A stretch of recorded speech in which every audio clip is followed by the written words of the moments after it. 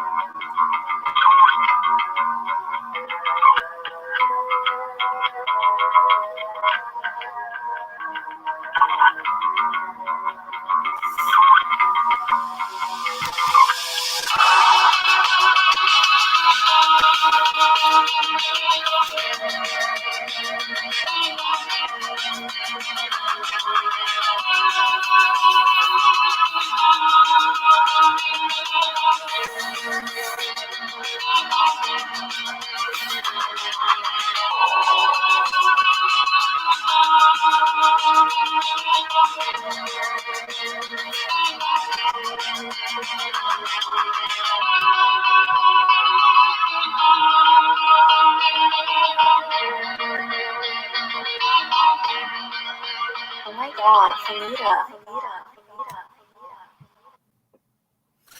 Hello, welcome to another edition of the Willie Bragg Show. I'm your humble host, Willie Bragg.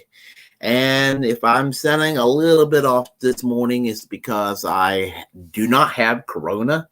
I assure you, I do not have corona, but I have the simple head cold. The very first head cold I've had since 2019. That is correct. Since the fall of 2019, about a month before I went to Ireland in September, I had a head cold that would not go away. And this is a very light one that I have here.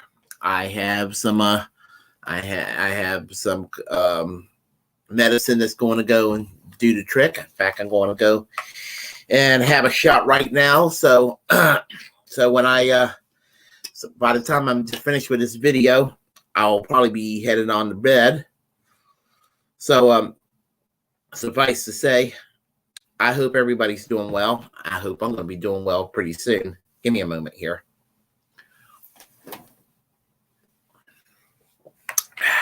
I wish that was alcohol. Anyway, I know I'm a little bit late on this subject, but we're going to talk about Joe Rogan for a moment because I'm kind of at my wit's end. I'm not like a simp or a hardcore fan of Joe Rogan. I'm not against him. I'm not for him. He's just there. Sometimes he has interesting guests, and I'll listen to him. But I mean, I go my day-to-day life and not really not care one way or the other. I mean, and that's not on him. I'm just saying. Just depends on who's on. If I find out somebody's interesting coming on, I'll go and listen to him. Well, recently, when he made it clear that when Donald Trump tried to make an attempt to come on the Joe Rogan show, that he didn't want Donald Trump on his show. And a lot of people from the liberal community were like, ooh, happy with regard to Joe Rogan after everybody's been like shitting on him and all of that. And I just wish that people can just leave it at that. But and I try, I'm not trying to be harsh on the Young Turks, but a couple of weeks ago, I watched a video on the subject of Joe Rogan and their take, and it was kind of cringy. And I'll comment on it. So give me a moment here. We'll get everything set up. All right. Let's see. Let me do one of these. And let me do one of these. All right. And we will start right now. Right now. By the way, I'm not a Trump supporter in any way, shape, or form. I've had the opportunity to have him on my show more than once. I've said no every time. I don't want to help him. I'm not interested in helping him. Yes, that was Joe Rogan revealing that he has actually turned down Donald Trump as a guest on his podcast multiple times. He was being interviewed by host Lex Friedman, who pushed back, saying that he thinks Rogan would actually, be suited to have Trump on, will likely have Trump on in the future. Rogan's explanation for why he won't is telling, though. And so I want you to pay close attention to what he's saying here, because he reveals that he understands the power of his platform and the responsibility that comes along with it. Think I'll have him on? I think you'll have him on. Really? Yeah. Why do you think that? I mean, you've had a lot of people that I think you may otherwise be skeptical. Would I have a good conversation? Which I think is your metric. You don't care about politics, so can I have a good conversation? And I think you had like people like Kanye on, for example, and you had a great conversation with them. Yeah, but Kanye's an artist. But Kanye doing well or not doing well doesn't change the course of our country. Yeah, but you don't. Do you really?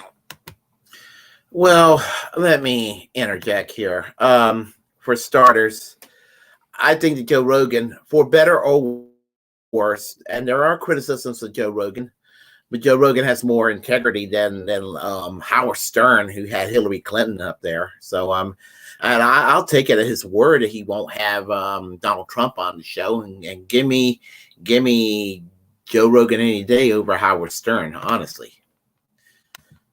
Bear the responsibility of the course of our country based on a conversation? I think you can revitalize and rehabilitate someone's image in a way that is pretty shocking. So let's just stop there for a second, John, because, Rogan has had all sorts of people on his podcast who have promoted or said all sorts of incredibly irresponsible and even dangerous things on his podcast. Yep. But, it is interesting that for Rogan, Trump is his red line. Yeah. Look, I wish I could say I knew more about who he's had on in the past. Like, if you had told me he'd had Trump on in the past, I would not be surprised about it. I'm just as unsurprised that he hasn't. I really don't care who he has on his show. It strikes me as, does he often have politicians on his show? Any politicians, like national figures? Yeah, he's had politicians. He does? Yeah, I mean, when she was a politician, Tulsi Gabbard was on. He had Bernie Sanders on. Okay. I'm sure.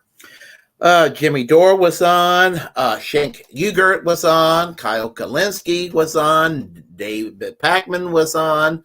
I'm not sure, but I think that Sam Cedar was on. So there was some TYT people that were on Joe Rogan too at one point or another.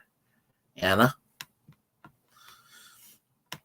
Sure, there are other politicians, but I'm not remembering it. Okay, yeah. Look, I think again, he approaches like 50% of like a well thought out point. He understands that bringing someone on his platform would help them by promoting them, and he understands that having a serious conversation with them and treating them as a serious person, bringing them on, does help to rehabilitate their image. Y'all have to understand something. Joe Rogan was on the same side in 2020 as you guys, the Young Turks, supporting Bernie Sanders.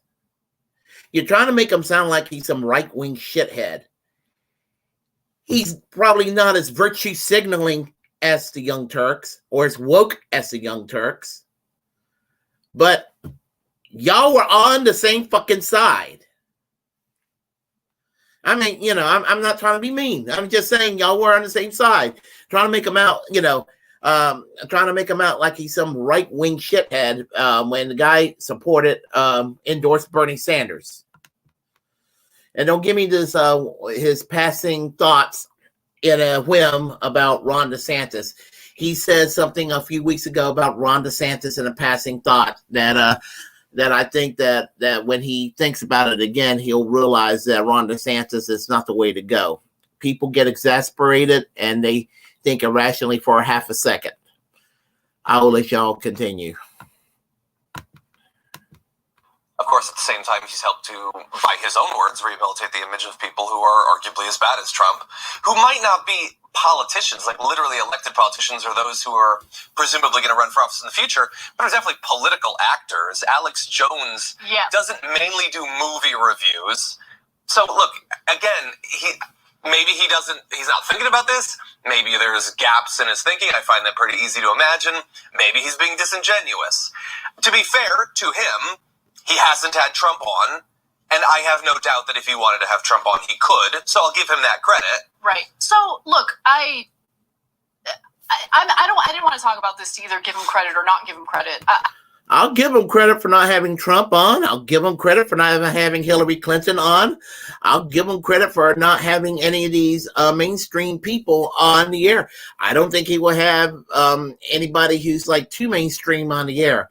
Now, I don't give a damn that Alex Jones was on the air on his show. I don't give a damn. I mean, I know y'all got an extra grind with Alex Jones. I don't like his politics either. I don't like Alex Jones' politics. I'll be the first to admit that. But I mean that, you know, I don't have a problem with interviewing Alex Jones. I mean, Phil Donahue in the 1970s interviewed a lot of famous people that were controversial. I mean, as a piece of shit as David Duke was, he was on the Phil Donahue show.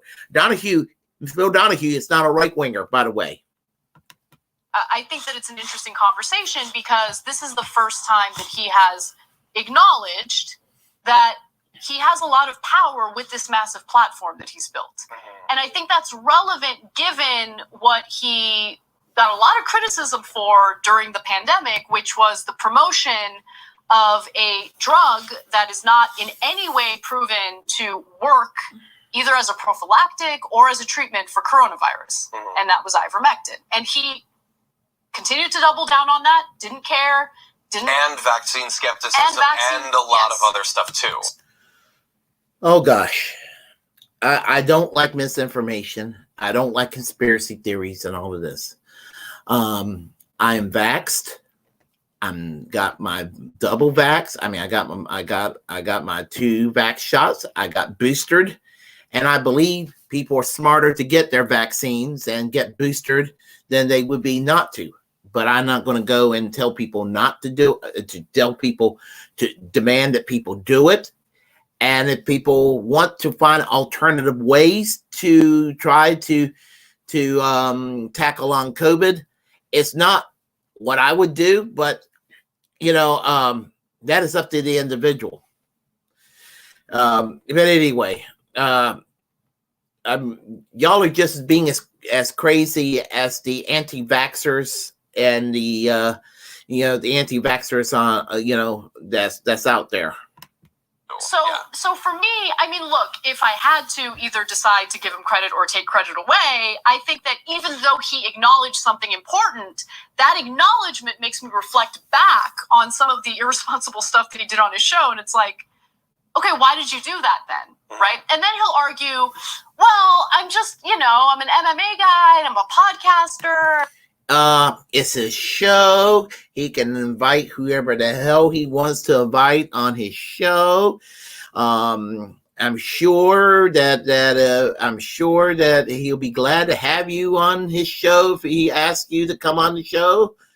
I'm sure you will come on the show if he asks you to come on the show. It's this damn show. And I do comedy. Like, you shouldn't be taking medical advice from me. Then why do you constantly have on people who talk about medicine and public health crises? So let's talk about that real quick because, he has all sorts of people on who, of course, push the vaccine skepticism. You've got Robert Malone. You've got Brett Weinstein. Peter McAuliffe. Malone worked on the mRNA technology and has complained about not getting his credit for those contributions. And since he's salty, he started pushing the vaccine skepticism because, of course, everything in this country is about me, narcissism. Who cares if people are going to die? Disgusting. He's had Gavin McInnes on. And what's interesting is after he made that point during that interview about how his show can really rehabilitate someone's reputation, he then proceeded to rehabilitate the reputation of someone that you actually mentioned. John, let's take a look. Look. Time for Learning is an award-winning online curriculum for Okay, let's see. Hold on a second. What I'm going to say, let me do this here real quick. What I'm going to say right now is that it's ridiculous what's going on. I mean, it's like they're just trying to start a fight, and it's all about nothing. They're trying to start a fight with, and you know, just, I mean, as I said, if you don't like Joe Rogan, don't watch him. It's as simple as that. Don't micromanage. This is why people get shit on the left over this kind of pearl clutching that goes on. This is why. This is absolutely why. So y'all need to stop that. Hold on a second here. Give me a moment. We'll get back to the thing. Look at the way people look at Alex Jones now, because Alex Jones has been on my podcast a few times. But yeah, how do they? Which direction? The people that have watched those podcasts think he's hilarious, and they think that he definitely up with that whole Sandy Hook thing. But I have never taken Alex Jones seriously a day in my life. He's always made me laugh. I mean, and I don't agree with Alex Jones. 95% of everything he's ever said over the years, I have disagreed with him. There was a brief time in the late George W. Bush period while he was president that in the last couple of years where there were overlapping fans of TYT and InfoWars, and some of these fans were on the same side over the NSA spying and the wars that was going on in Iraq and everything. And while people like Alex Jones and the TYT people did not like each other, they were kind of on the same side when it came to George W. Bush and the Bush-Cheney doctrine. So anyway, that's, you know, I just want to talk about that time a little bit to mention that. I'll go on. He's right more than he's wrong, and he's not an evil guy. He's had some serious bouts of alcoholism, some serious bouts of, you know, substance abuse, and they've contributed to some very poor thinking. And if you know him on podcasts, you realize like he is genuinely trying to unearth some things that are genuinely disturbing for most people. The Posner family had to move 7 times because of Alex Jones's lies about Sandy Hook being a false flag operation. Their son was gunned down in that mass shooting. Yeah. Their son is dead. And yeah, about that mass shooting, and I agree with Anna about that shooting and the Sandy Hook, calling it a hoax and everything. What they needed to do, instead of yanking Alex Jones off the air, anything that had anything to do with the calling it a hoax, you yank that video off the air, not his entire platform. And I had a problem with that. I had a problem with yanking his entire platform off the air because Alex Jones is too easy of a target for starters. He makes himself a very easy target. And I know that Anna Kasparian is on record in the past for saying she's a free speech absolutist, and so is Cenk Uygur and quite a few people in the Young Turks. But she found a convenient way to justify his being taken down by saying, well, YouTube is a corporation. It's not a government censorship and terms of service. And I hear other people use that argument and all of that. And that's, to me, bullshit. That's absolute bullshit. and so you make an easy target out of Alex Jones, and then it leads to things like Antifa being taken off of Facebook, Antifa, or I mean, I know the Young Turks are not fond of Combo Couch and Feelings Mutual, but having YouTube attack Combo Couch, or attack Jackson Hinkle, or some of these other channels getting taken down too. So there is that's going on. They attack Heartlands Media. They attack the left. You will hear Ben Shapiro and Steven Crowder cry all day long, their little tears, on how they're being, oh, woe is me. The big bad liberals from Silicon Valley wants to ban me. But I can guarantee you that the so-called liberals from Silicon Valley are less interested in banning Ben Shapiro than they are, let's say, the Combo Couch, or Jackson Hinkle, or Antifa on Facebook. Just saying. So anyway, continue. And to add insult to injury, Alex Jones lied about them, called them crisis actors, and then his lunatic audience proceeded to threaten the lives of the parents who lost their son. Well, that's true, but to be fair, he only did that for many years. Many years. And in the words of Joe Rogan, but what do you mean? But what? Like, is it possible that a broadcaster can do? Let's pretend that's the only bad thing that Alex Jones has done. Is it possible that maybe that one bad thing is too bad? That at that point you can't rehabilitate him? And it isn't. He thinks that every other shooting, up to and including the shootings of this week, were false flags. He still tells his audience that they're false flags. He still tells them that politicians are literally inhabited by Satan. Like this week, if you just took what he said in his show this week, it would be enough that you should write this person off. But no, he's just funny. He's not actively trying to destroy people's lives and inculcate xenophobia and racism and bigotry and anti-Semitism and all that. And like, I cannot imagine that Joe Rogan does not know this. Joe Rogan's unwavering loyalty to Alex Jones blows my mind. It really does, especially since listen. There are plenty of people in this country who are struggling with addiction issues, alcoholism. They don't go around directing hatred and death threats toward people whose children were slaughtered in a mass shooting. Just saying.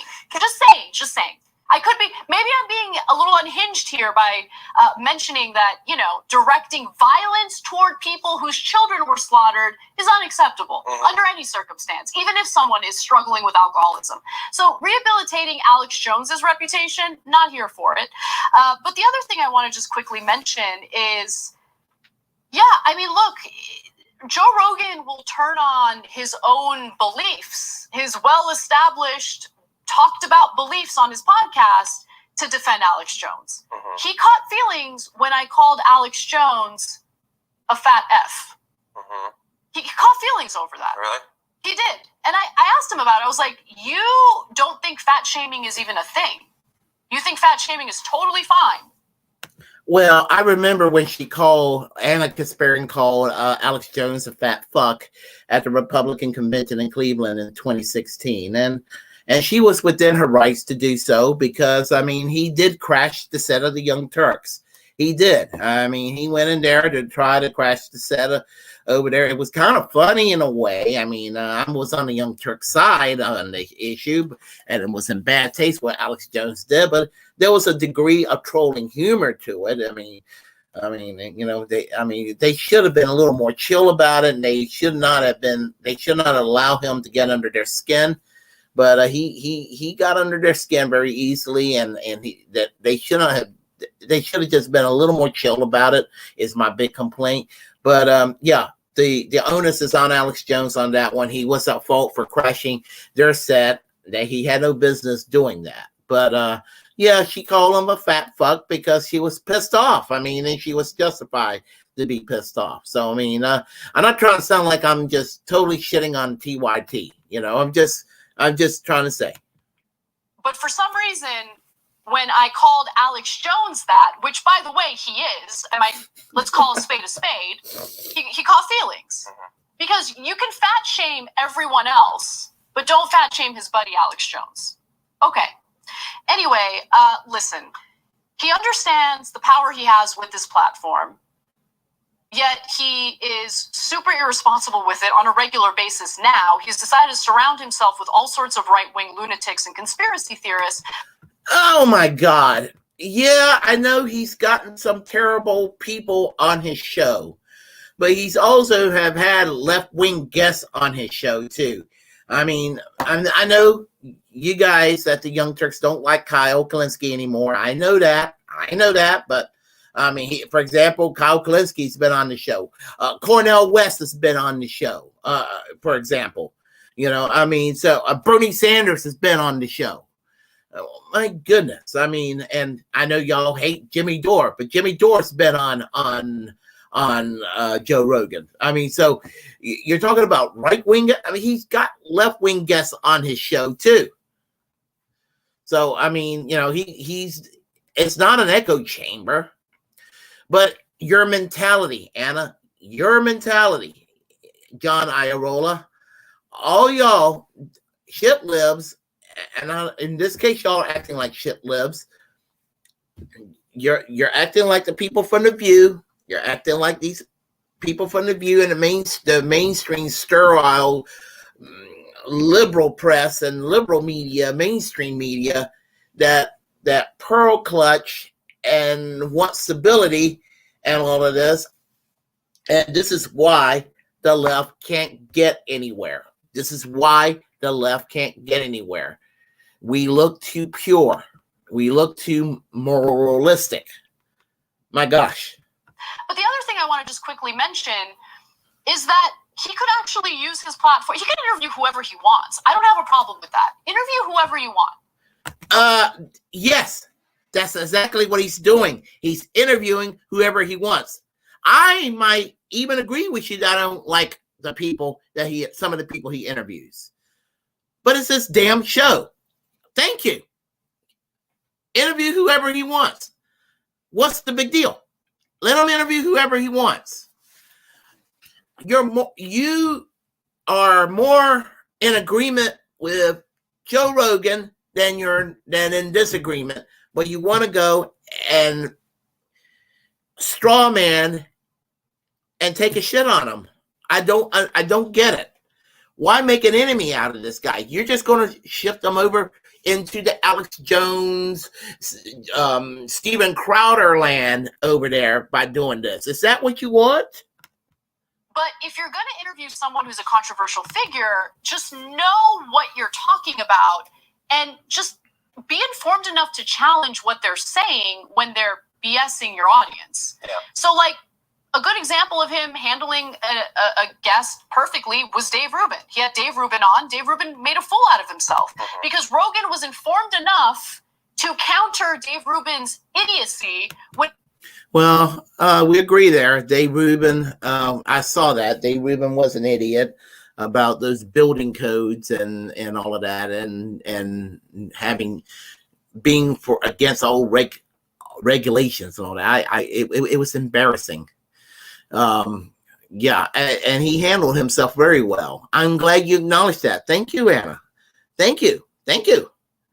What's the controversy? When it came to, the U.S. Postal Service, when it came to building code regulations. And it was great to see because he dismantled Dave Rubin's idiotic arguments in real time. Love to see it. It was interesting. So he can interview whoever he wants. The problem that I have is that he seems to allow his loyalty for some of the worst people in this country to cloud his better judgment. And I'm not okay with that. Yeah, it's annoying. Again, I would love to, first of all, let me be clear, to never hear about him again in my life. But more importantly, if he just wants to have a chat show where he smokes weed and he talks to people, and clearly he just wants to hear something interesting. That's what he wants. He wants to have on a brain scientist or an MMA guy or whatever, and he wants to hear something interesting. He's not interested in knowing enough about it to know if this is a reputable person, if this is a serious person, if it is responsible to expose my audience to this person. And I doubt he cares. I doubt even if he had the capacity to be prepared for all of his interviews, he wouldn't want to, because his goal is not to learn and better understand all these topics. It's to hear something cool and then largely forget about it and move on with his life. Gosh, you know how elitist you just sounded saying that? That just sounded so fucking elitist saying that. I mean, again, this is a mentality that people resent on this side of the left, that the mainstream left, and you guys are kind of on the mainstream left these days. You're not really the legitimate left as you used to be. And so anyway, oh gosh. He's not coming out of all these conversations with a dramatically changed worldview. He'll talk to someone a month later who tells him the exact opposite thing, and that'll be cool and interesting. And all of that is fine. And if everybody who was a fan of him just accepted that that's what they were getting, I would be fine with it. The thing that bothers me is when people think that their fandom means something that it doesn't. Mm-hmm. If you're a fan of Joe Rogan, that's fine. If you're a fan of Jordan Peterson, that's fine. Jordan Peterson and Joe Rogan are two different people. Honestly. The only thing about Jordan Peterson, when I listen to him, I just go to sleep. He's one of the most boring people I've ever heard in my life. But what you're a fan of is not curiosity and intellectual rigor, and that's not what you want. That's branding. That's all that is. They have branded these people as being for guys who are more curious and interested in the world. No, guys that are curious and interested in the world can go to the goddamn library and they can read a book about basically anything if they want to. They can talk to these people. You are specifically going to a person who's going to give you a really chopped down, easy to understand version of this. It's not really going to challenge anything that you already believe. And all of that is fine. Just be honest with yourself about it. Yeah. Well, they won't be. So looking forward to whatever comes in 2024 during that election process. It's going to be great. Don't worry. Gavin Newsom, who has destroyed California, is considering running in 2024. Well, you're right. Gavin Newsom is he's the Ron DeSantis of liberalism. Which is really looking forward to that. He probably won't make it on the show either, though, if I had to guess. Thanks for watching The Young Turks. I really appreciate it. Another way to show support is... Okay, I'm back. Yeah, so I just wanted to talk about that. And we have here on the chat line, we have Hot Retarded Chicks. Hi, how are you doing today? He could use Kim Iverson. You're talking about Joe Rogan? It'd be an interesting guest on the show. Yeah, I agree. She quit the Hill. Yes, I saw that. I saw that. After the Chinese fire her dad's car.